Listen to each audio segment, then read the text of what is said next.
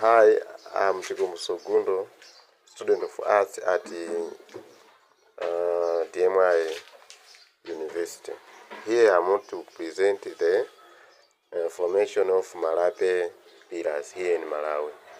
Okay, Malape pillars is found in Machinga district in Malawi, and according to the theory of William Morris Davis, this one was an American geographer who created a famous theory about how landscape change over time. His theory is called the cycle of erosion.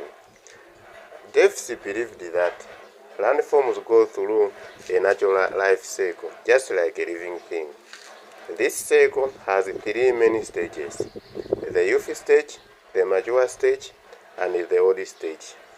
Each stage shows how the land looks as it is shaped by erosion, weather, and other forces.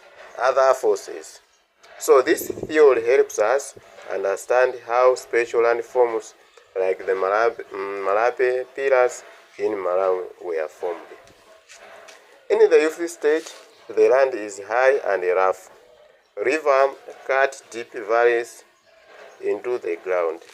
The land has steep slopes and sharp edges. At this point, erosion works strongly on the land, especially from running water. The river moves quickly and carry rocks and soil away. There are not many flat areas in this stage. Most of the land is high and uneven. In the mature stage, the land begins to wear down. The steep slopes become smoother and the rivers slow down. The valleys get wider and hills become lower. The land starts to look more even, though some higher parts may still remain. Erosion still continues, but the land is not as sharp or high as before. In the old stage, the land is mostly flat with a few low hills. Most of the rocks and soil have been worn down. Rivers moved slowly across wide valleys. The land is only called peneplain, which means almost flat land. However, in some areas, hard rocks resist erosion and are left behind as tall features. These are called residue hills or interspecs. The Malape pillars are a good example of the kinds of land forms. The Malape pillars are located in Machinga district in southern part of Malawi. There are tall, thin pillars made of sandstone. These pillars stand alone in a wide flat area.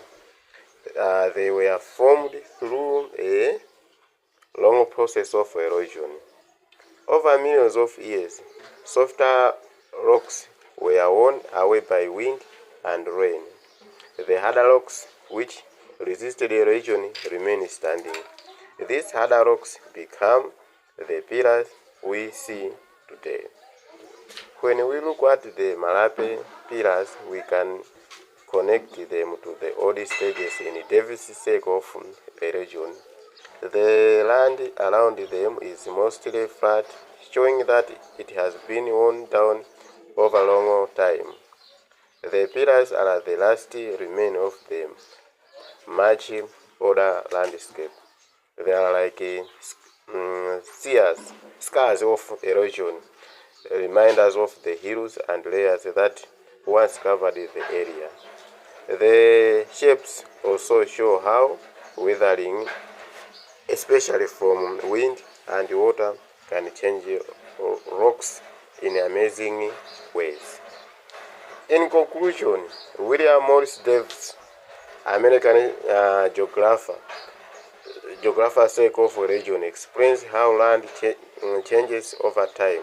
Through erosion, His model helps us understand how different land forms are created.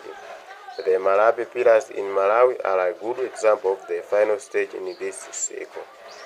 They show us how strong rocks can stand for millions of years, even as the land around them disappear. By studying them, we learn not just about Malawi's history, but also about the power of the nature to shape the earth. So that is all about my presentation. Thank you.